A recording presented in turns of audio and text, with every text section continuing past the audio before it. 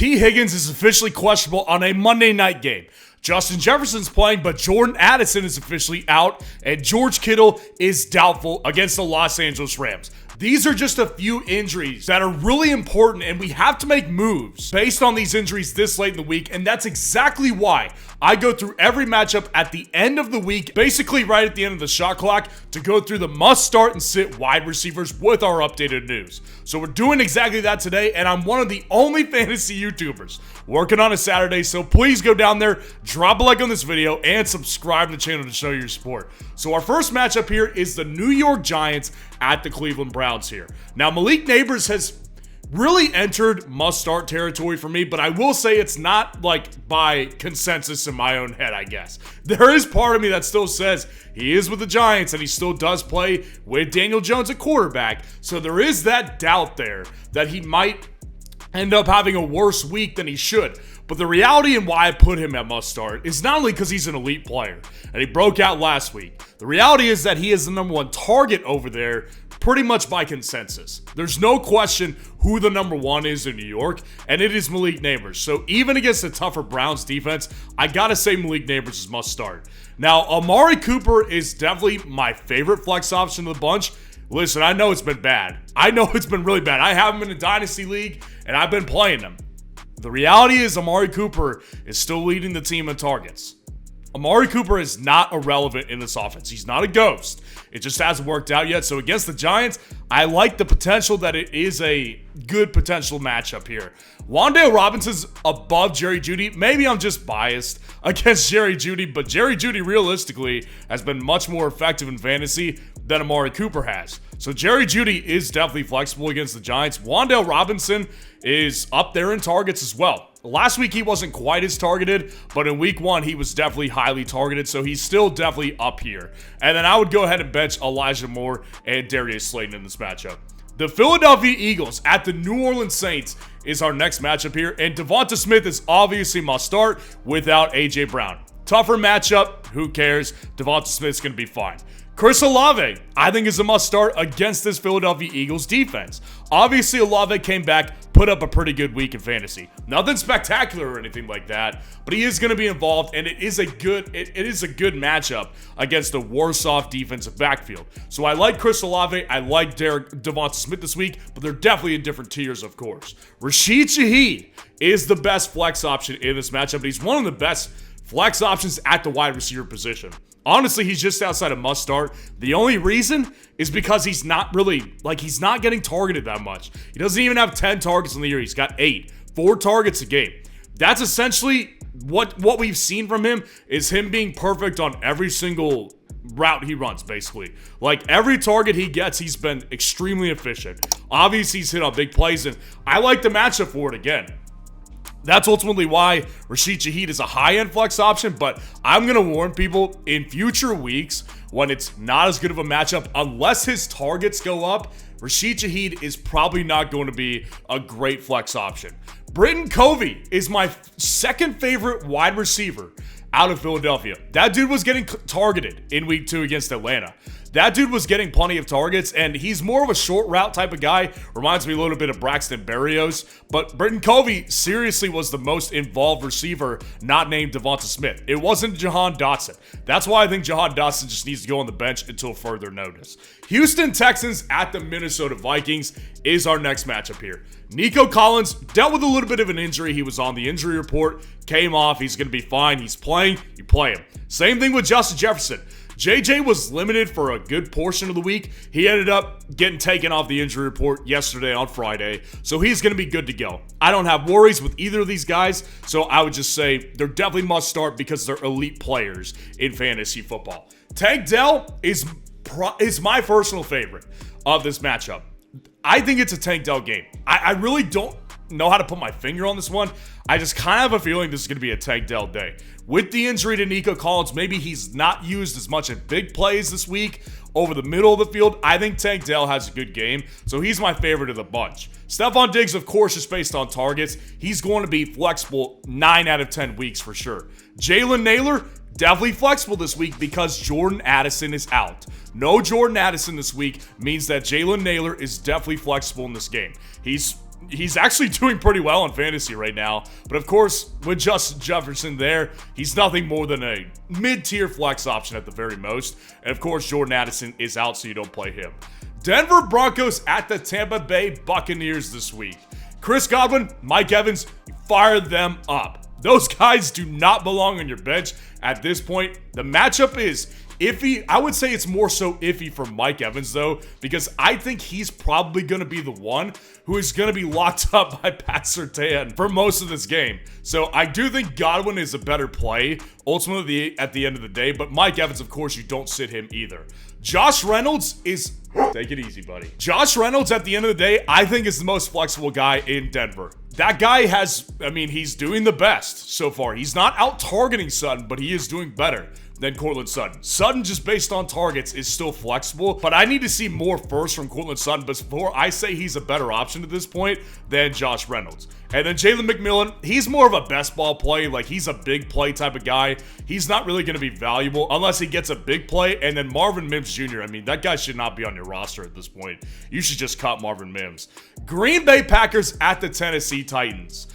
Nobody's must start. I considered putting Calvin Ridley there. I ended up not doing it, and the reason is because of Will Levis. That's my ultimate problem, is the Will Levis thing. He's just not going to consistently get really big weeks like he just did. But of course, like, it's clear as day. He's the number one by far. It's really not even a question who the number one is, and there's really not a viable number two. So Calvin Ridley, I gotta play him this week 8 out of 10 times, I would say. Jaden Reed and Romeo Doubs, I'm operating under the assumption that Jordan Love does not play.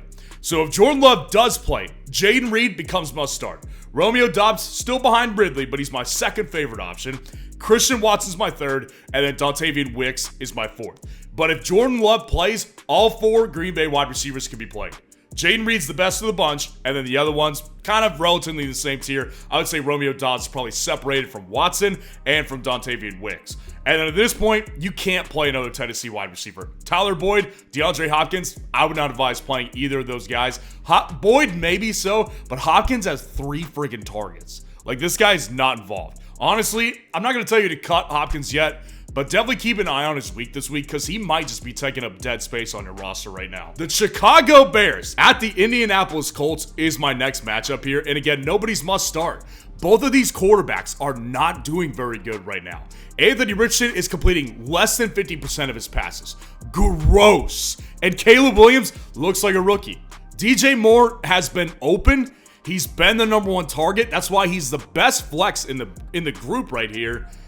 But it doesn't look good. It needs to get ironed out for sure. And I think this could be a good week to jumpstart it maybe because this is probably the weakest secondary they've played so far this year. But DJ Moore, I can't put him in must start right now because it's just not working. It just doesn't look like a well-oiled machine. I love DJ Moore, and I think Caleb Williams will be good long-term. But right now, it just doesn't look like it's there. Michael Pittman Jr. is injured right now. He's questionable for this game. So obviously, if he doesn't go, Josh Downs, in my opinion, is the guy that you need to start. I went through it a little bit with Alec Pierce earlier this week. Alec Pierce has a very similar situation to Rashid Shaheed. That guy is averaging 5 targets a game. So he's been perfect on basically every target he's gotten. So I just don't think that Alec Pierce can be trusted to really maintain this level of production. And I think Josh Downs probably provides Anthony Richardson a good safety blanket towards the line of scrimmage here. So Pittman, if he plays, I still prefer him the most because he's been targeted the most. But if he doesn't play, for me, it goes Josh Downs and then Alec Pierce. And then Keenan's out. You can't play him. And Rome, I want to tell you to play him. Like, I really do want to tell you to. The reality is, like I said earlier, Caleb Williams just doesn't look very good. So I'm going to say sit Rome until we see more from Caleb Williams. The Los Angeles Chargers at the Pittsburgh Steelers.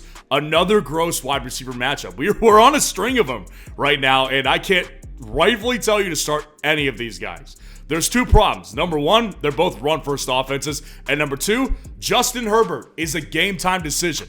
That's why these videos are so important late in the week, because you wouldn't have gotten that news earlier this week on a Tuesday or a Wednesday. So Justin Herbert, game-time decision. The best I can do is call Ladd McConkey flexible, but he's a mid-tier flex option, possibly even low-tier, and George Pickens is the guy that I think is the most flexible.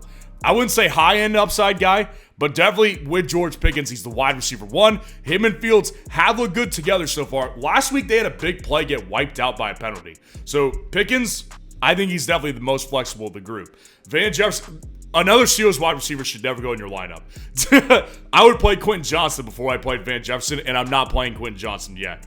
I need to see another week of it, and I don't think it's his week. And Joshua Palmer is questionable, and who really cares? That guy's not doing anything. Miami Dolphins at the Seattle Seahawks is our next matchup here, and Tyreek Hill is still a must-start. Don't worry too much about this because I have Tyreek everywhere, right? So I have a lot on the line with Tyreek Hill.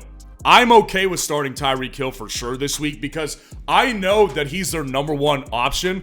And I know that they will manufacture work for him. So even if Skylar Thompson can't hit him on a downfield route, they're going to use him at the line of scrimmage. They're going to use him on jet sweeps. They will find a way to get Tyreek the ball, and I just don't worry about him because he is one of the best players I've ever seen. So if he gets opportunities, he is going to be fine. DK is a must start this week for sure. Against Jalen Ramsey, honestly, just on a football note, that's going to be a matchup to watch. There will be a lot of jawing. There should be some physicality between him and Jalen Ramsey. So that would be a really fun one to watch between him and Jalen Ramsey this week. But he's definitely a must-start guy. Jalen Waddle is borderline mid-tier flex. I've said it throughout the week. I think Waddle is the most affected by Tua's absence. I do, because Waddle is not the number one target. He's the number two, and most of the time he's averaging 6 to 7 targets per game. So Skylar Thompson, he's not going to be able to deliver on all those passes. Backup quarterbacks just can't support number ones and number twos like some starting quarterbacks in the league can. So Jalen Waddle, since he's not the number one, he's going to struggle, and he's going to be really dependent on big plays, which I'm not ruling out because Waddle's a really good player, but he is not a must-start by any means right now. Jackson Smith-Njigba is actually relatively close. I think Jackson Smith-Njigba, based on the targets we got last week from him, there was a clear mandate to get him targets. He had 18 targets last week. So there was a clear mandate to get him the ball. That tells me that that's going to be the case moving forward. So I prefer him at this point over Tyler Lockett, who's off the injury report and still flexible in deeper leagues. But at this point, I prefer Jackson Smith-Njigba, and then everybody else is irrelevant. The Carolina Panthers at the Las Vegas Raiders this week. Devontae Adams is must start. I think that ultimately, he's going to have more disappointing weeks. Obviously, last week was great. He tore up a good Raven, what I thought was a good Ravens secondary.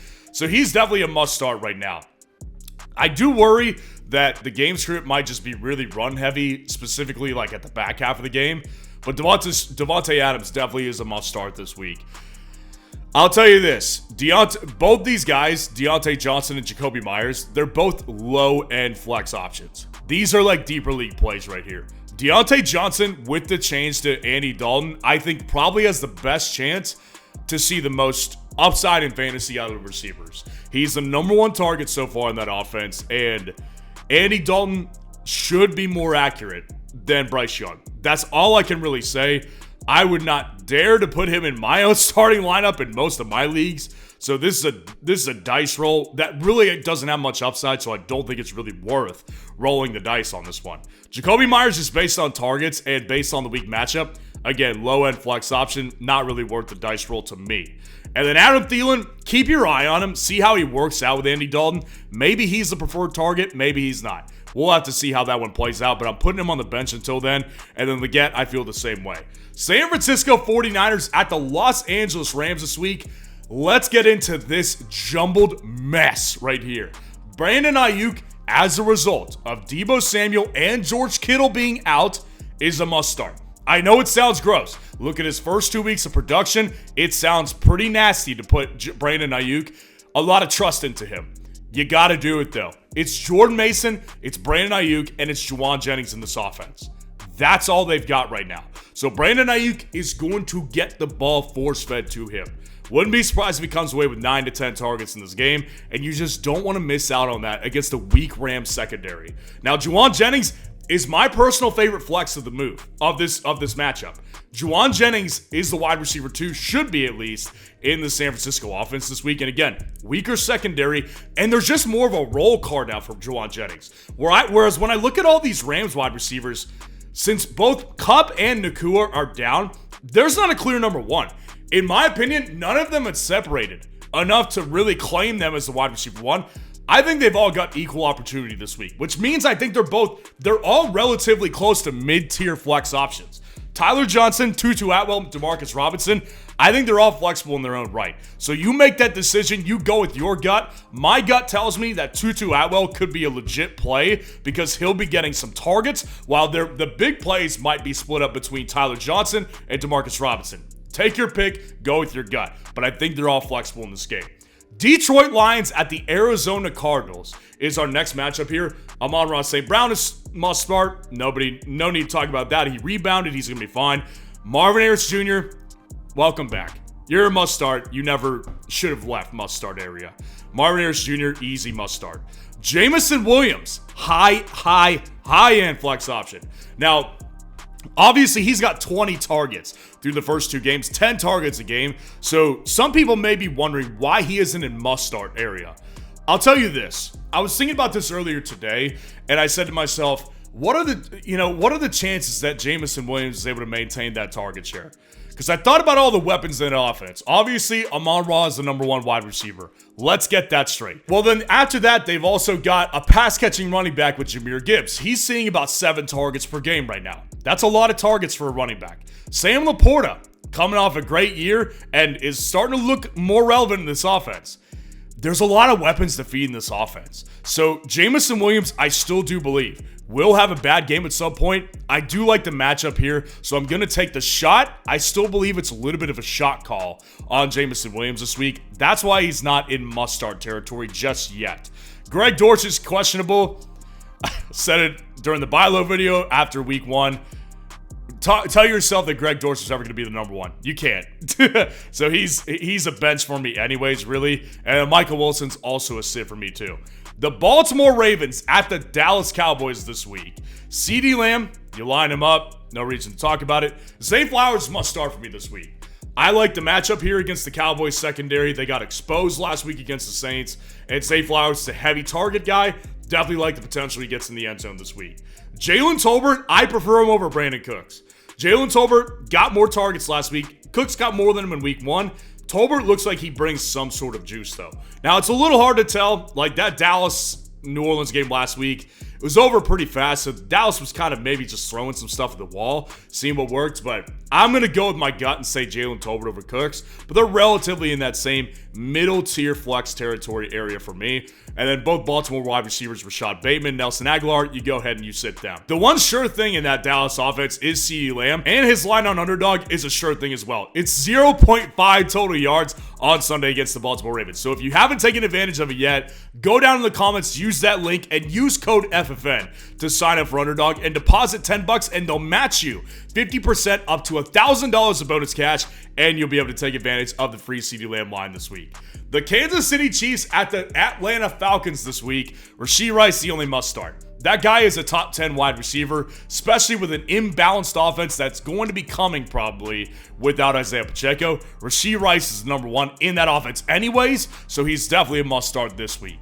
Drake London, I'm wondering where people are at with Drake London right now, because I haven't been the biggest Drake London truther out there, and I just think last week kind of proved my point. He's still not leading the team in targets. He's tied in second in targets with Bijan Robinson. So it's like, you can't, it's tough, man.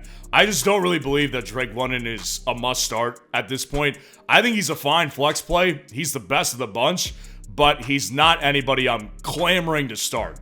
Xavier Worthy, I've said it a lot this week, low-key buy low for me this week. I think Xavier Worthy has legitimate chance to have another big game in this game, and if it's not this game, I think it's coming. But without Isaiah Pacheco, they're going to have to be more pass-heavy, and so I think that opens up a big opportunity for Xavier Worthy, so I'm definitely going to be flexing him in a lot of situations this week. Darnell Mooney, based on targets, he's leading in targets. He looks like he looks pretty good with Kirk Cousins. So I would say Darnell Mooney is in flexible territory. He's about a mid-tier option for me at this point. And then Justin Watson, Ray McLeod, you go ahead, you sit those guys.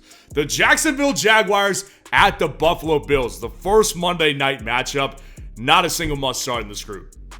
Brian Thomas Jr. I think is the best, because Brian Thomas Jr. I believe will be in a game script where he could see some big plays, and that's really what he needs. Based on his targets, he's got 8 targets this year, less than 5 a game. So that's not good. It's not good enough for sustained fantasy production. What saved his weeks both times is big plays and a touchdown in week 1. So Brian Thomas Jr. needs those big plays, and I do think this is a matchup where they will be trailing and they'll need those big plays from Brian Thomas Jr. And the Jags wide receivers are not good. Khalil Shakir is the best Buffalo option. Again, I do think this is a game script where Buffalo wide receivers aren't going to be needed as much in the second half, because I think the Bills, it could go very similar to the week 2 game against the Dolphins where James Cook just rips them apart. Which Keon Coleman, I think that is flexible, but probably, again, not a guy I want to play this week. I'm waiting for Keon Coleman in a tight matchup. And I don't think this one's going to be tight. But don't forget about Keon Coleman, and definitely don't drop him right now. And then Gabe Davis, you can flex him. He's a lower tier flex option. But again, I think the game script could line up for him. Christian Kirk is done. I'm like really on the border of like dropping him in the Dynasty League I have him in. So Christian Kirk, I think he's about cooked. Curtis Samuel, don't start him. The Washington Commanders at the Cincinnati Bengals.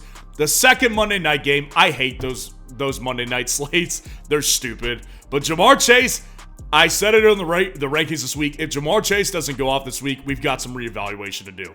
This is literally the perfect situation for him against the Washington Commanders. You play him, and you definitely just cross your fingers and hope he does well. Andre Ushivas, look, T. Higgins is questionable in a Monday night game. I don't think he's really worth waiting for. That's kind of how I feel. So if you've got options and you're trying to decide between T and another decent option, I'm going to tell you to go the other option probably 6 out of 10 times. So T. Higgins, I just don't think is really waiting up for. I get it, the matchup's great, but this guy has barely practiced this week. So I just am not really waiting up for T. Higgins, and I think Ushivas is definitely flexible as a result. And Terry McLaurin, low-end flex option. These Washington wide receivers are getting nothing done. So let me know how your lineup looks this week. And if you want to see where all these wide receivers ended up in my rankings this week, click on this video right here.